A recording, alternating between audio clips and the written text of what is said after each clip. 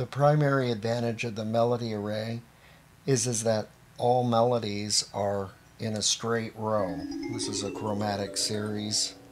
And this allows you to do melody in a very simple manner because you know that whatever notes are in the melody, they're going to be in a straight line as long as it exceeds no more than about an octave.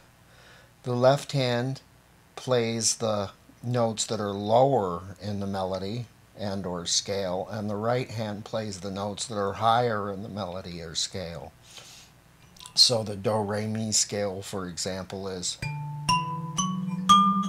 and then you go back to the left hand again for do because this is the octave row. So it's, and this is a very easy way to do melody because instead of having to arpeggiate as you do on a keyboard where hands have to cross over like this, you're literally doing this. Here you just move up each time. So to give an example,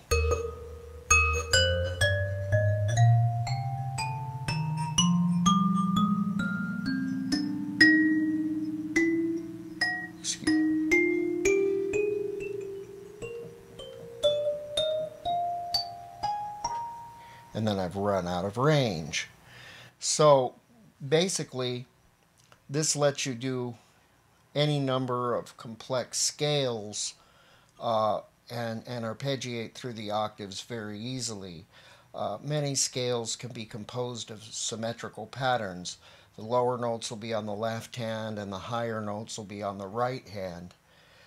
This is similar in a way to the harmony array, which I don't have in front of me, but the harmony array does the same thing for chords. Basically, you can play any chord with the two hands, but a diatonic chord, a chord within do re mi, can be played by one hand. But basically, whatever the chord is, whether it's a chromatic chord that's outside the diatonic scale or a chord that stays inside the diatonic scale, the left hand is going to do the notes in the chord that are lower in the circle of fifths, and the right hand is going to do the notes in the chord that are higher in the circle of fifths. That's very similar to this, where the left hand is going to do the melody notes that are lower in chromatic order, and the right hand is going to do the notes that are higher in chromatic order. So, to give an example of a complex scale that's not diatonic, I'm going to do a 6-note scale. So let's say I do that across range. What I would do is my left hand would start out, and then my right hand come in, then my left hand moves up an octave, then my right hand, then my left hand.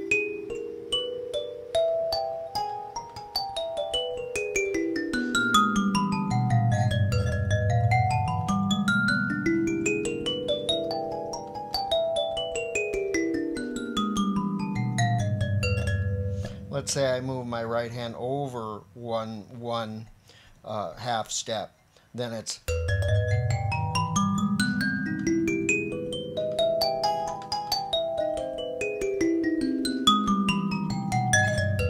I could move the index finger of my right hand over, and then I have a different kind of scale.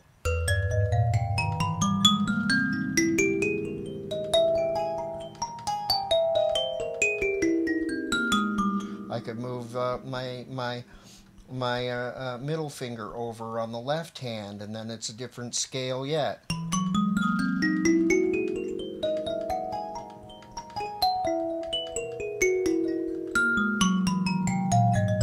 But my arpeggiations are all covered by this slight movement here.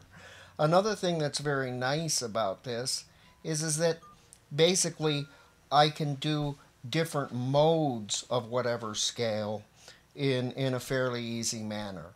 So if I the basic mode would start on the far left and go to the right. So So that's one mode. But then another mode is or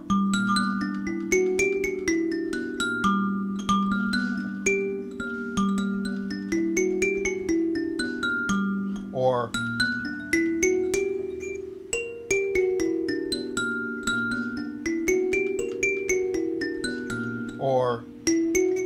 or basic.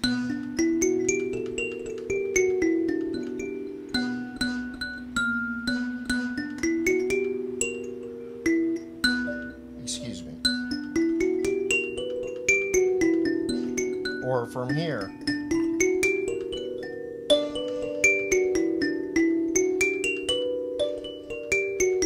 So it's you can learn to do this pretty rapidly,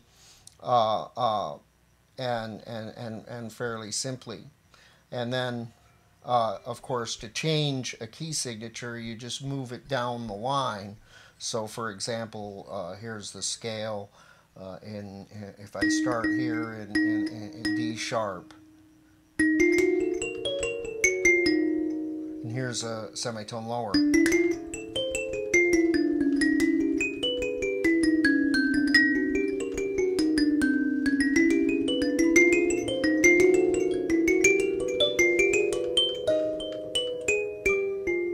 Because melodies usually consist of notes that are very close together, the melody array is easier to hear a melody in your head and then just play it. Like if you think da da da da da da da da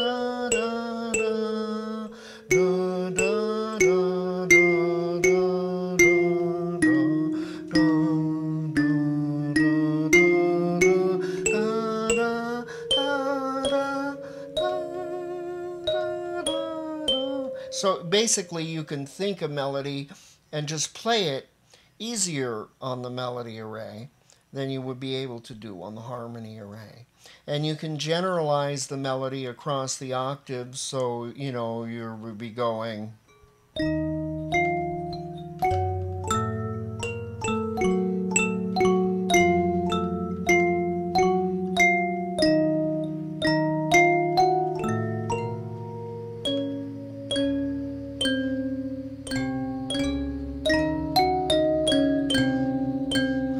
of course, most melodies don't just occur in a simple row. They're not going to be...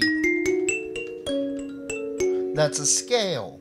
Most melodies are going to jump around in the scale, like go...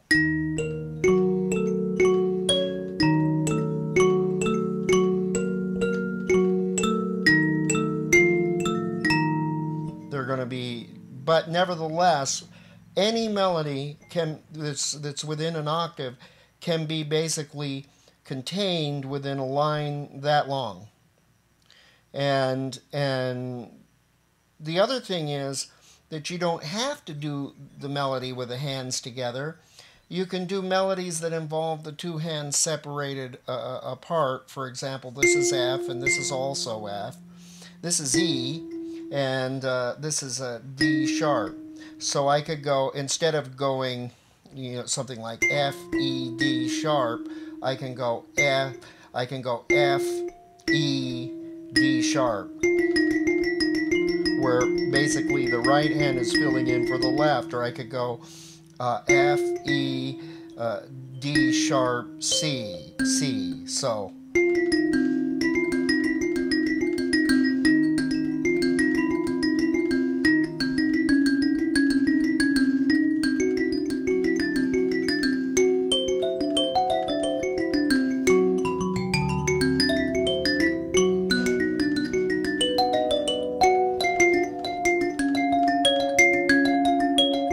So you can have this sort of the effect of doing this, but without the two hands being in each other's way. And you'll notice that keyboardists do exactly this kind of thing when they want to play complex interactions. And double manual keyboards are all about being able to do it without the fingers getting in each other's way. Here you can do that with a two-hand separated because you have unisons. So these are all the same notes as these, so I can basically